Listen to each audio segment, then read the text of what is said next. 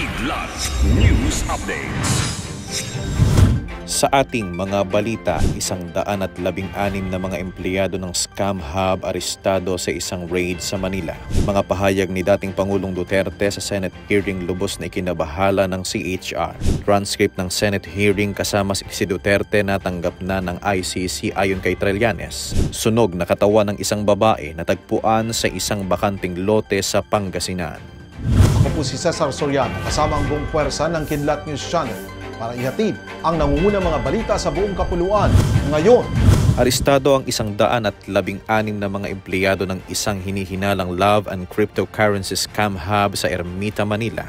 Sa mga naaresto, 67 ang Pilipino, 35 ang Chinese, 24 ang Indonesians at 10 ang Malaysians. Lumalabas sa investigasyon na modus ng mga scammer na akitin ang mga biktima na karamihan ay Europeans. Sa kanila hihikayatin ng mga ito na mag-invest ng cryptocurrency.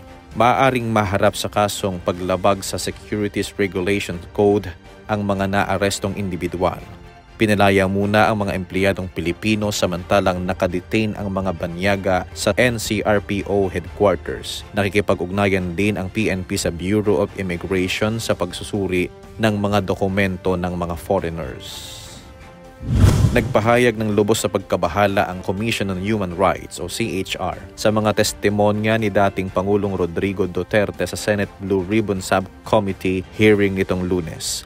Ito ay matapos sabihin ni Duterte na inaako niya ang full legal moral responsibility sa madugong drug war ng kanyang administrasyon.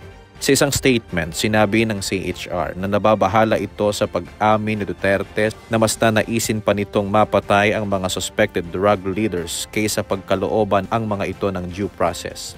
Gayon din ang panghihikayat nito sa pulisya noon na i-provoke ang mga suspect na manlaban para makalusot bilang self-defense ang pagpatay sa mga ito. Ayon sa CHR, matagal na nitong kinukundina ang mga kahalintulad na pahayag na lalong nagbibigay daan umano sa culture and abuse at impunity. Samantala, kinperma ni dating Senator Antonio Trillanes na natanggap na ng International Criminal Court or ICC ang transcript ng Senate hearing kung saan maraming inihayag ang dating Pangulo tungkol sa drug on war. Anya ang naturang transcript, gayon din ang sa Quadcom ay magagamit sa trial kay Duterte ng ICC. Natagpuan ang sunog na katawan ng isang babae sa isang bakanting lote sa barangay Premesias Bautista, Pangasinan. Sa pagsisiyasat ng mga otoridad, napag-alamang walang saplot at sunog ang katawan ng babae. Nakatali rin umano ang kamay at paa nito nang makita ito sa bakanting lote.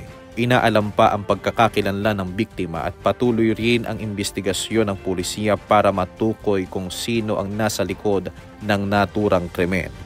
Para sa Kidlat News Updates, ito si JP Adaw, nag-uulat. At inyo pong natunghayan ang mga headlines sa nakalipas na oras. Manatiling nakatutok para sa mga susunod na updates at breaking news. Ako po si Cesar Soriano kasama nyo sa bawat pagputok ng balita.